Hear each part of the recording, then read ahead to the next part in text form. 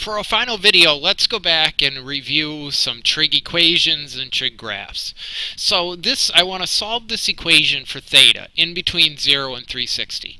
Now, if we get concerned about the coses there, not a big deal. Let's just replace them with x's.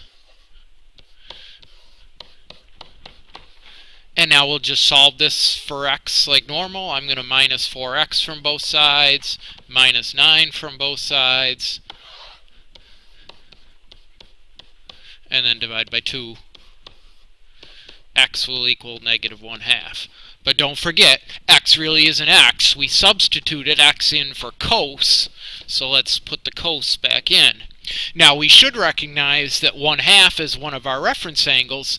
The place where cos is a half is at 60 degrees, and this 1/2 is actually negative, so that means that 60-degree reference angle could be here in the second quadrant where cos is negative, or here in the third quadrant where cos is negative.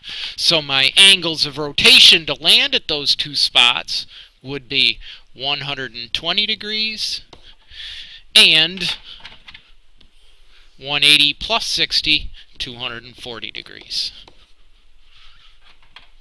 The same thing would be true for this quadratic trig equation. I can replace the sins with x's. And then to solve this, I can either unfoil Mr. Squiggly quadratic formula. I'm going to do unfoil. So I've factored that out. Mr. Squiggly tells me my two possible answers are 1/3 and 5/2. But remember, I need to do sin negative 1 of these to change those into degrees.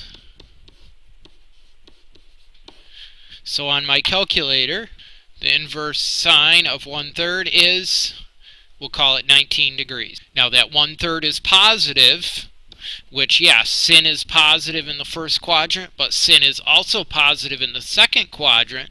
So if I use that 19 degrees as a reference angle and rotate to there, my other possible angle would be 180 minus 19. And over on the other side of Mr. Squiggly, sin negative 1 of 5/2, this is going to be an error. So we only have two solutions. And just as a check here, I've graphed that equation, and notice it's intersecting the x-axis at 19.5, and then my other intersection would of course be around 161. While we're in the graphing mode, let's look at this equation, y equals 3 cos 2x. Now these numbers you should be able to recognize and interpret. The number in front of the trig function is called the amplitude. That's how high or how deep our wave is from the line of equilibrium. And the 2 in front of the x, that is our frequency, or the number of waves that happen between 0 and 360.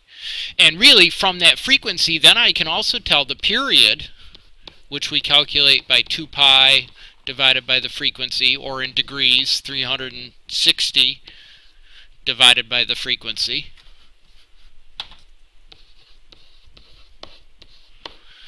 So the period of this equation should be 2 pi divided by 2, which would be 1 pi, or in degrees, 360 divided by 2, 180 degrees. So that's the time it takes to make one wave.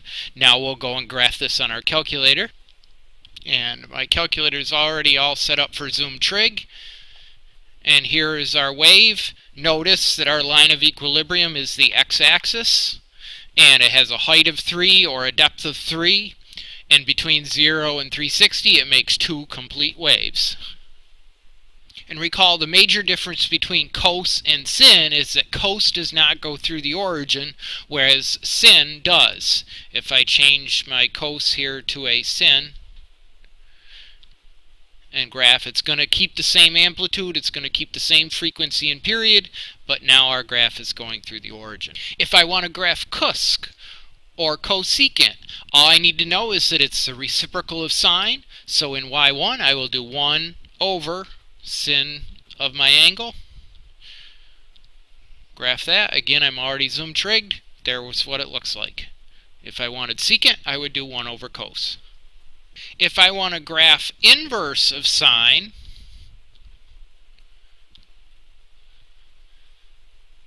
nothing happens. This is the only time that I would change my calculator from degrees to radians. And I think I will need to zoom trig this again. And there is our graph of inverse sine. And remember that sine goes through the origin 0, 0. So when I flip-flop that point, the inverse of sine should still go through 0, 0. Whereas when I graph the inverse of cos normally goes through the point 0, 1. So when I make the inverse of 0, 1, it becomes 1, 0. And my little squiggle here should come down and hit the x-axis at 1, 0.